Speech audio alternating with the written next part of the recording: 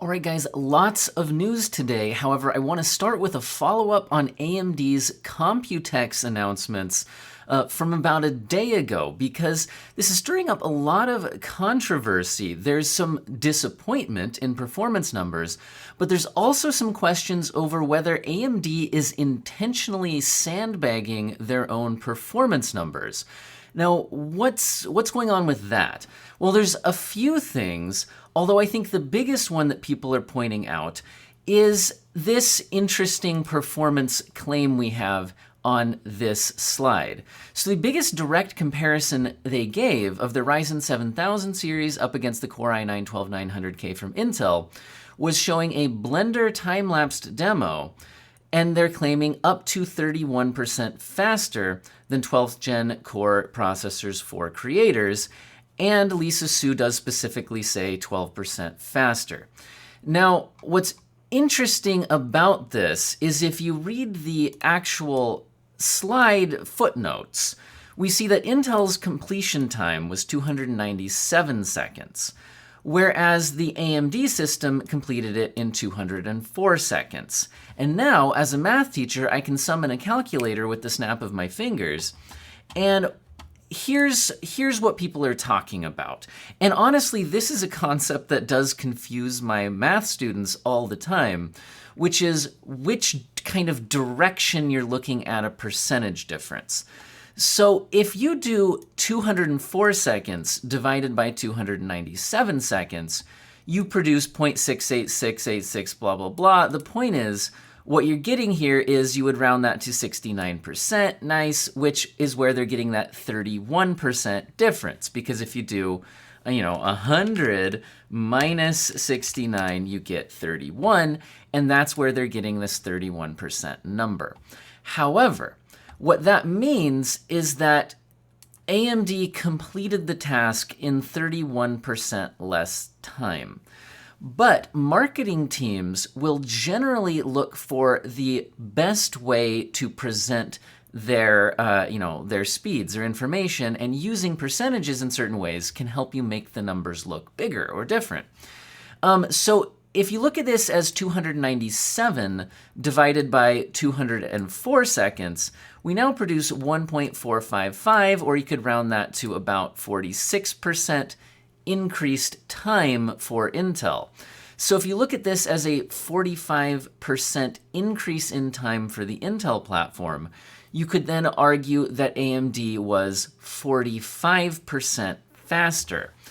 And I think most people would agree that as long as you can back it up with statistics, you can divide it that way and look at that way, that this slide, as a marketing slide argument, would make more sense for AMD to claim that 45% or 46% victory, because, it took Intel 45% longer to complete the task.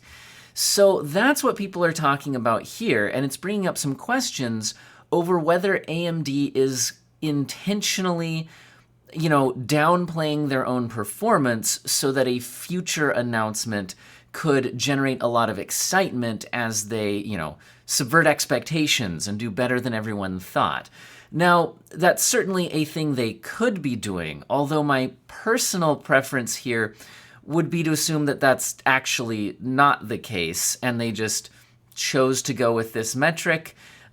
Because honestly, if they're trying to make themselves look worse, which first of all is just a strange tactic, although maybe, like I said, to generate excitement in the future, then I don't know why you would choose Blender, where Blender is actually one of the tasks where AMD already has a lead over Alder Lake. If you look at the Ryzen 9 5950X up against a 12900K, in various Blender tasks, you'll often see a 15 to 20% performance lead for the 5950X in Blender, whereas in certain other productivity applications, the 5950X ties or loses, or it's a smaller lead, or you know what I mean?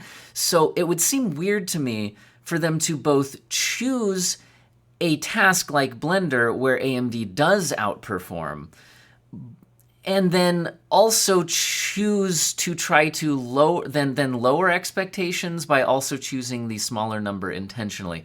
It seems like a weird play to me, but we'll see where they go with this.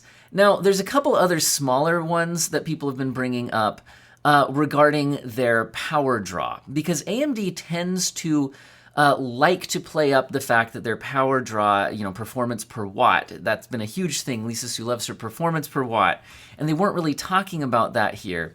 And also their slides were saying 170 watts for the TDP. They said it as the TDP figure in this announcement at Computex. However, people did follow up with this question. I guess Ian Cuntris of Tech Potato did have a follow-up question, and it looks like the CPUs are going to be 125 watts, while the PPT, package power tracking, is the 170 watt number, which is interesting because they, again, were listing the 170 watt as the TDP. So again, there's the question of, is AMD's marketing team just using the wrong number? Why is AMD making things look worse than it needs to be? And then the last thing people are bringing up is this greater than 15% performance increase. A lot of things could be greater than 15%, okay? 20% is greater than 15%, So there's lots of places here where AMD could be actually going to, wow us all later with better performance than what we saw here at Computex. Although my personal thoughts on the matter is I wouldn't get my hopes up too high. Honestly, I am a little bit disappointed with these Zen 4 numbers. Although if the price is right, what I would like to see is AMD's pricing going back more competitive. Because when we saw Zen 3 with the 5000 series significantly outperforming Intel, AMD increased their prices on everything compared to their previous Ryzen products. So if they are actually just, more neck and neck with Alder Lake and then get supplanted by Raptor Lake quickly, and don't have the advantage of people already having a compatible motherboard for the upgrade, I would hope that would put pricing pressure on them to just bring prices down, or at least bring prices down a lot quicker than they did with the Ryzen 5000 series. Now, I did watch the Nvidia Computex, and while they had some interesting stuff in like robotics and AI and all sorts of things, when it comes to the gaming hardware, they really didn't have a lot new to say. They talked a lot about DLSS and ray tracing, RTX being added to even more games, and specifically we're getting Hitman 3 highlighted as one of the big ones, and we're also getting the Nvidia Game Ready driver launched here for that Hitman 3 DLSS and ray tracing support. And we're getting a number of other games announced here, and they're getting into some performance figures. So there you go. Some new games coming out with RTX. You can dig into the details if any of these look significantly interesting to you. As usual, the links to everything I talk about will be in the description. One of the other things that jumped out is they did talk about their low latency stuff, NVIDIA Reflex, and that did bring up that Asus is launching a 500 hertz 1080p monitor. So, and that will have G-Sync, and I think did it also have the latency thing, the Reflex? Anyway, the point, yeah, it does. That's what I thought. So this was one of the things that popped out in the Nvidia Computex announcement. So if you really into those esports and frames win games, and you want your 500 hertz G-Sync gaming display, you can get one soon. Now, speaking of driver updates, AMD actually has now officially launched on their main feed, rather than as a beta driver, the performance boosting driver update for DX11 titles. So I would recommend looking into the channels who have tested this. And it does look like we are seeing some good performance gains in a lot of DX11 titles. Hardware Unboxed did a massive test on this on at least one GPU when it was still in its beta driver state. Notice they're also claiming some AMD Smart Access memory optimizations for Death Stranding and Watch Dogs Legion, and they are claiming some pretty good performance uplifts here, but it can depend a lot, it looks like, depending on the exact settings that you're using in the game.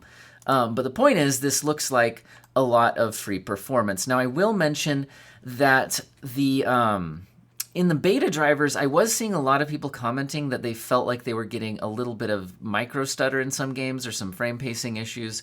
I haven't had a chance to play with this myself yet, so just a heads up on that.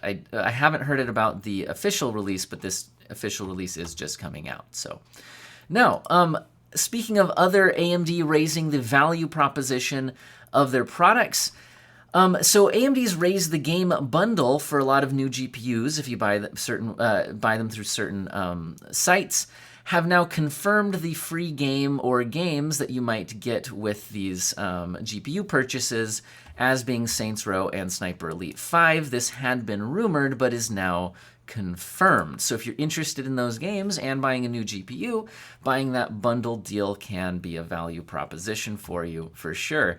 Now, speaking of kind of free games, sort of, this was interesting to me. So AT&T, apparently, if you go to more.att.com/playnow and type in an AT&T phone number, and this has to be a postpaid, not a prepaid plan, your zip code, say you're not a robot, and agree to the terms and conditions, you can actually cloud stream the full game Control Ultimate Edition.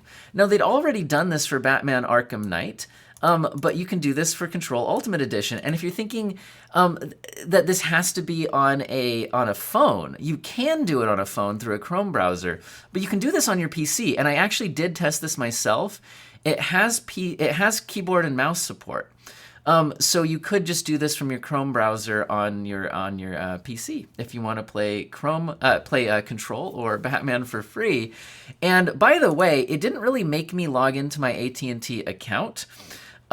I really did just type in my number here. So it seems like as long as you know someone with with an AT&T qualifying phone number, you just type it in there and you can play the game.